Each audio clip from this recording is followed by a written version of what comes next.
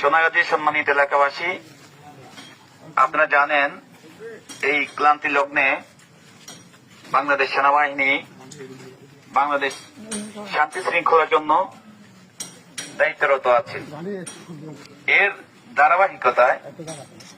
আপনাদের এলাকা বা আপনাদের প্রতিবেশী কেউ যদি কোন প্রকার লুটতরাজ, ভাঙচুর,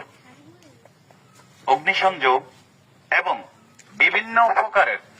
হুমকি দামকি যদি দিয়ে থাকে এবং আপনাদের পাশে যারা সংখ্যালঘু আছে